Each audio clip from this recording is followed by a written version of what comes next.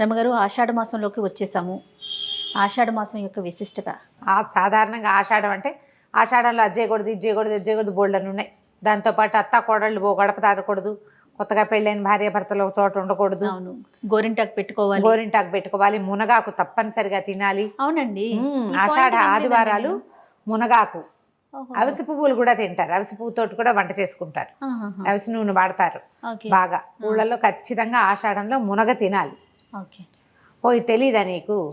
మునగాకు విషయం తెలియదండి. మేము అవిసి తింటారని నాకు తెలుసు, విన్నా. 2 ట్రిప్లు 3 ట్రిప్లు తినేసాం మేము ఆల్రెడీ. మునగ బాగా తినాలి ఈ సీజన్. సండే తినేస్తాను. ఆదివారాలు కనీసం అని చెప్తారు. ఏంటి రమ్మగారు చెప్తాం, అవన్నీ చాలా ఉన్నాయి వ్యవహారాలు. తప్పకుండా ముందు అసలు విశిష్టత మాట్లాడుకో. ఆషాఢము అంటే ఇదేం పెద్ద పవిత్ర మాసం కాదని ఒక భావన ఉంటుంది. శ్రావణం కోసం వెయిట్ చేస్తాం, మనకి పూజలు ఉన్నాయి కాబట్టి. అవునవును, నిజానికి మన పూజలకి ఆది ఆషాఢమే. ఆషాఢంలోనే తొలి ఏకాదశి వస్తుంది. అవునవును, తొలి ఏకాదశి అంటే తొలి ఏకాదశి, మొదటి ఏకాదశి అని చెప్తాం. కానీ అంటే వర్షాకాలంలో వచ్చేదే మొదటి ఏకాదశి, వర్షాకాలానికి ముందు వచ్చేది. అవునవును, ఈ రోజున విష్ణుమూర్తి పడుకుంటారు. దీంతో పాటుగా సూర్యుడు కర్క సంక్రమణం అంటారు, కర్కాటక రాశిలోకి మారతాడు ఈ నెలలోనే. మారాక ఇప్పటిదాకా జనవరి మకర సంక్రాంతి నుంచి ఉన్న ఉత్తరాయణ పుణ్యకాలం దక్షిణాయనంలోకి మారుతుంది. అంటే ఇప్పుడు ఉత్తరాయణము దక్షిణాయనం అంటే అయనము అంటే నడక, ప్రయాణము. సూర్యుడు ఉత్తర దిగ్భాగం వైపు నడిచేది ఉత్తరాయణం, దక్షిణానికి నడిచేది దక్షిణాయనం. దక్షిణం వైపు ఏం నడిచి వెళ్ళిపోడు. మనకు అసలు సంవత్సరంలో సరిగా తూర్పును సూర్యుడు ఉదయిస్తాడు అని చెప్పుకుంటామా? ఏడాదిలో 2 సార్లే కరెక్ట్ తూర్పు కోణంలో, తూర్పులో ఉంటాడు సూర్యుడు. మిగిలిన రోజులన్నీ కూడా కొంతకాలమేమో ఇటు ఉత్తరం వైపుకి, అంటే కొంచెం ఈశాన్యం వైపుకి ఒక చిన్న డ్రాప్ ఒక పక్కకి అట్లా వెళ్తాడు. తర్వాత ఇప్పుడు దక్షిణం వైపు, ఇది మన దక్షిణానికి అంటే ఇది ఆగ్నేయాని వైపుకి వాళ్తాడనమాట. ఈ నడక సమయంలో దేవతలగా నిద్రాకాలము అని చెప్తారు. ఇప్పుడు వచ్చేటువంటి తొలి ఏకాదశి నాడు విష్ణుమూర్తి నిద్రిస్తారని 4 నెలల పాటు ఆయన పడుకుంటారు. ఈ 4 నెలలు పడుకుంటే ఏమవుతుంది? సూర్యుడు వేడి తగ్గుతుంది. ప్రజలకి, భూలోకంలో మానవులకి నిద్రా సమయాలు పెరుగుతాయి. రాత్రిళ్ళు పెద్దవయ్యి పగళ్ళు చిన్నవవుతాయి. అవునవును, సూర్యుడి వేడి తగ్గిపోతుంది. సమస్త జీవరాశులకి అనారోగ్యాలు వస్తాయి. అందుకని ఇప్పటి నుంచి ఇది ఉపాసనా కాలము అని చెప్తారు. ఇప్పుడు చూడు, ఈ నెల అట్లా తిరగంగానే మనకు తొలి ఏకాదశి ఉపవాసాలు ఉంటాం. ఇక్కడి నుంచి మొదలుపెట్టి శ్రావణంలో ఏవో మంగళవారాలు శుక్రవారాలు పూజలు చేస్తాం, సగం ఉపవాసాలు. భాద్రపదంలో ఏవో కొంచెం పూజలు మనం నవరాత్రులు చేసుకుంటాము. తర్వాత 15 రోజులు పితృపక్షాలు వస్తాయి. ఎవరి తండ్రి తిథి ఉంటే వాళ్ళంతా ఉపవాసాలు ఉండాలి. తర్వాత వచ్చే కార్తీకం ఫుల్ ఉపవాసాలే, ఫుల్ ఉపాసన కూడా.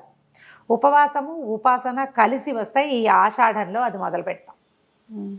ఆషాఢ మాసంలో ఇప్పుడు మనకి తెలంగాణ ప్రాంతంలో ఏంటంటే అమ్మవారికి బోనాలు సమర్పిస్తారు. ఆషాఢ గురువారాలు మనకి రాయలసీమ వైపు కూడా అమ్మవారికి బోనం సమర్పించడము, అమ్మవారికి నైవేద్యాలు పెట్టడం. బోనం అని పేరు పెట్టరు, బోనం మన ప్రాంతపు పేరు. ఈ బోనం అంటే అదేదో ప్రత్యేకమైన పదం కాదు. భోజనము ప్రకృతి, బోనము వికృతి. తెలుగులో ప్రకృతి వికృతి చదువుకుంటావా? అవును, అంతే. భోజనము బోనము, అమ్మవారికి ఆహార సమర్పణ చేయటమే బోనం అంటాం. బోనం. ఈ వ్యవహారంలో ఏంటంటే మనకి ఇప్పుడు సీజన్ మారిపోతుంది. వర్షాకాలం వస్తుంది కదా. ఇప్పుడు గ్రీష్మ ఋతువులో ఉన్నాం. ఏమిటి? జ్యేష్ఠ ఆషాఢాలు గ్రీష్మం, శ్రావణ భాద్రపదాలు వర్ష ఋతువు. ఈ శ్రావణ భాద్రపదాలకి ముందు వచ్చేటువంటి ఈ సీజన్లో ముందు ఇప్పటికే మనకి మాన్సూన్స్ వచ్చేస్తాయి. తీవ్ర వర్షాకాలం కాకుండానే తొలకరి జల్లులు, అక్కడక్కడ ముసుర్లు, సడన్గా ఎండ నుంచి ఒకేసారి విముక్తి లభించిందని మనం ఏం చేస్తాం? ఉత్సాహంగా వానలో పరిగెడతాం. తడిసినా పెద్ద పాటి చెయ్యదు. ఆ తడుపు అనారోగ్యాలకి దారితీస్తుంది. అంటువ్యాధులు ప్రబలుతాయి, బాగా స్కిన్ ప్రాబ్లమ్స్ వస్తాయి, కలరా లాంటివి వస్తాయి, మోషన్స్ అవుతాయి. మనకు తెలిసిందే అది. స్టమక్ ఇన్ఫెక్షన్స్ బాగా వస్తాయి. ఈ సమయంలో ఇలా అంటువ్యాధులు అవి ప్రబలే సమయంలో మనం ఏ ఊర్లో ఉన్నామో ఆ ఊరి గ్రామదేవతని కొలిచి ఆమెకి ఆహారాన్ని సమర్పిస్తే అంటువ్యాధులు ప్రబలనివ్వకుండా అమ్మ తల్లి ఆపుతుంది అని. అన్నాన్ని శుద్ధంగా చేసి పెడతారు. బోన సమర్పణ ఏం చేస్తాం? ఏదో పాత్రలో వండి దానికి సున్నము అవి రాసి, సున్నపు రాసి బొట్లు పెడతారు, సున్నం రాస్తారు. ఆ కుండకి పసుపు రాస్తారు, చక్కగా కుంకుమ అవి బొట్లు పెడతారు, వేపాకులు అవి వాడతారు విస్తారంగా. ఆ ఘటానికి చుట్టూతా వేప మండలు కడతారు. ఇప్పటి నుంచి మనం వేప విరివిగా వాడాలని తెలియజేస్తుంది. ఈ సీజన్లో మనం బాగా వేప ముంచిన నీళ్లు, వేప చెట్లు, వేప కొమ్మల్ని గుమ్మాలకు కట్టుకోవటము ఈ ప్రాంతంలో. ఎందుకంటే ఇంతకుముందు మనకి ఇక్కడ ఈ కలరా లాంటివి రావడం తెలుసు మనకి తెలంగాణ ప్రాంతాల్లో. మనం ఏం చేస్తాం, సాధారణంగా ఒక చోట దెబ్బతిన్నాం అనుకో, దానికి రిపేర్ మొదలు పెడతాం. అవునవును. ఆ రిపేర్ ఏం చేస్తాము, అది ఖచ్చితంగా చేయవలసిన విధానంగా అలవరుస్తాం. నువ్వు ఇప్పుడు ఏకాదశి ఉపవాసం నేను ఉంటాను, ఉపవాసం ఎందుకు ఉండాలో నేను అర్థమయ్యేలాగా చెప్తే ఎంతమందికి నచ్చుతుంది? అవును. ఉపవాసం ఉంటే కొంతమందికి నచ్చదు, కొంతమందికి నచ్చదు. ఎవరుంటారు అనిపిస్తుంది. ఉపవాసం చేయటం వల్ల నీ ఆరోగ్యానికి వచ్చే ఇది నీకు డైటింగ్గా కూడా యూజ్ అవుతుంది. ఇలాంటి మాటలు చెప్తే ఇంకొంచెం నచ్చుతుంది. దాన్ని మనం సాంప్రదాయంగా భావించేసి దాన్ని అవలంబించేస్తూ ఉంటాం. అందుకని ఏం చేశారంటే ఒట్టి మాటగా శాస్త్రం చెప్పింది ఖచ్చితంగా ఇది ఇవాళ నుంచి చెయ్యాలి, ఈ రోజున ఇదే తినాలి, ఫలానావి అస్సలు తినకూడదు, తింటే రౌరవాది నరకాలు వస్తాయి, పాతాళంలో పడతావు, భూలోకంలో పడతావు, మళ్ళీ కటాక్షం ఉండదు, అలాంటివి చెప్పి భయపెడితే గానీ ఎవ్వరు వినరు. అవునండి. కాబట్టి ఇక్కడి నుంచి అది మొదలుపెట్టారు. ఈ విష్ణుమూర్తి నిద్రించే కాలం కదా, ఇక్కడి నుంచి 4 నెలలు కార్తీక శుద్ధ ఏకాదశి దాకా ఇది దేవశయని ఏకాదశి, అది బోధిని ఏకాదశి. విష్ణువు నిద్రలేస్తాడు. ఈ 4 నెలలు చాతుర్మాస్య దీక్ష వహిస్తారు చాలామంది. చాతుర్మాస్యం సాధారణంగా యతులు, సన్యాసులు, పీఠాధిపతులు ఏ ప్రాంతంలో ఉన్నారో అక్కడే ఉంటారు, కదలరు, ప్లేసులు మారరు, ప్రయాణాలు చేయకూడని నెలలు. ఇప్పుడు వాళ్ళకి చాతుర్మాస్యం, మనం ఏం చేయాలి, ట్రిప్పులు అవి పెట్టుకోకూడదు. ప్రయాణాల్లో ఇప్పుడు ఇదివరకు ప్రయాణాలు ఏం చేసేవాళ్ళు, ఈ అడవుల్లో నడిచిపోయేవాళ్ళు. ఎక్కడ పిడుగు పడితే ఏమైపోతుందో. అవునవును. ఉరుములు పిడుగుల కాలం కదా, చలికాలం, చలికాలం అనకూడదు దీన్ని, వర్షాకాలం, ఎక్కువ ఇబ్బందులు వస్తాయి. అందుకని ప్రయాణాలును ఈ 4 నెలలు నెలకొక్కొక్కటి చొప్పున మానేయాలి. ఆకుకూరలు 1 నెల మానేస్తారు, పాలు పెరుగు అస్సలు లేకుండా 1 నెల, పప్పులు అస్సలు తినరు, శనగపప్పు, పెసరపప్పు, ఏ పప్పు ఉండదు. అట్లా 4 నెలలు పద్ధతిగా ఉంటారు. ఈ 4 నెలల్లో 4 రోజులు 8 ఏకాదశులు వస్తాయి. ఈ 8 ఏకాదశుల్ని ఖచ్చితంగా ఏకాదశి నియమం పాటించుకోవాలి. ఏకాదశి మొత్తం ఉపవాసం ఉండి ద్వాదశి నాడు భోజనం చేస్తారు. దీంట్లో పౌర్ణములు వస్తాయి, 4 పౌర్ణములు వస్తాయి. 4వ పౌర్ణమి మనం చూడకపోతాం బహుశా. ఇప్పుడు ఆషాఢము, శ్రావణం, భాద్రపదం చూస్తాం. 4 పౌర్ణమి చూసి 5వ పౌర్ణమి వచ్చే నాటికి మనకి దీక్ష విరమణ అయిపోతుంది. చాతుర్మాస్య దీక్ష మామూలు గృహస్థులు కూడా చేయొచ్చు. సాధారణంగా ఏం చెప్తారంటే సంతానం పెద్దవాళ్ళు అయిన గృహస్థులు కూడా చాతుర్మాస్య దీక్ష తీసుకోవచ్చు అంటారు. అంటే కనీ పెంచే వయసులో తీసుకోరు చాతుర్మాస్యాలు. గృహస్థులు కొన్ని చాతుర్మాస్యంలో కొన్ని నియమాలు ఉంటాయి. ఇట్లా కొన్ని తినకూడని పదార్థాలు అవి వదిలిపెట్టడము, ప్రయాణాలు మానేయచ్చు. ఇందులో ఏకభుక్తము, భూశయనము, బ్రహ్మచర్యము ఇలాంటి నియమాలు ఉంటాయి. అవి చిన్నవాళ్ళకి పెట్టరు, పెద్దవాళ్ళు. చిన్నవాళ్ళు, మామూలు వాళ్ళు, మనబొట్టి వాళ్ళు ఏం చేయొచ్చు, ఏకాదశి నియమాలు ఉంచుకోవచ్చు. ఇక్కడి నుంచి ఉపాసనా బలం పెరుగుతుంది. దేవతల నిద్రాకాలం కాబట్టి ఇప్పుడు మనం ఉపాసించటము, అనేక రకాల పూజలు, ఎప్పుడు జపం, ధ్యానం చేసుకోవటము,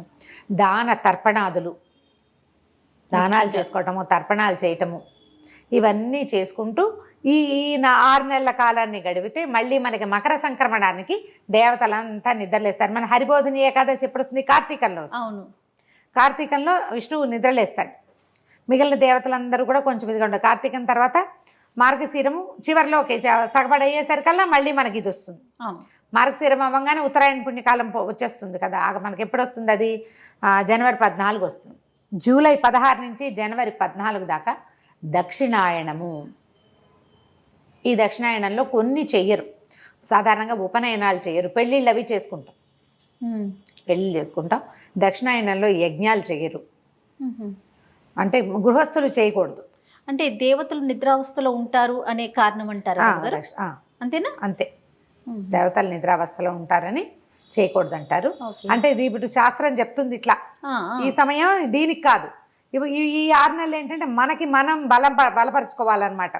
నువ్వు జపం చెయ్యి, నువ్వు తర్పణాలు విడువు, నువ్వు ఉపవాసం చెయ్యి, ఇలాంటి నియమాలు చెప్తారు. సాధారణంగా ఈ దక్షిణాయనంలో ఉపనయనాలు మాత్రం చేయరు, ఒడుగు చేస్తారు కదా, థ్రెడ్ సెరమనీస్ అస్సలు ఉండవు. ముహూర్తాలు ఉత్తరాయణం వచ్చాకే ఉంటాయి. సో దానికి నాంది ఈ ఆషాఢ మాసం. ఆషాఢ గురువారాలు అమ్మవారి అర్చన చాలా విశేషమైన ఫలితాన్ని ఇస్తుంది. ఆషాఢ గురువారాలు, ఆషాఢ ఆదివారాలు దుర్గని అర్చిస్తారు. ఆషాఢ గురువారాలేమో లక్ష్మీదేవిని, ఆషాఢ ఆదివారాలేమో దుర్గాదేవిని అర్చిస్తారు. సమీపంలో ఉన్న ఏ అమ్మవారి దేవాలయానికి అయినా వెళ్ళి నమస్కారం చేసుకొని మన శక్తి అనుసారం మన పద్ధతి ప్రకారం ఈ ఊళ్ళల్లో బోనాలు సమర్పిస్తారు. మన ఊళ్ళల్లో అమ్మవారికి పసుపు కుంకుమ ఇస్తాం, కొన్ని చోట్ల ఒడిబియ్యం పోస్తారు.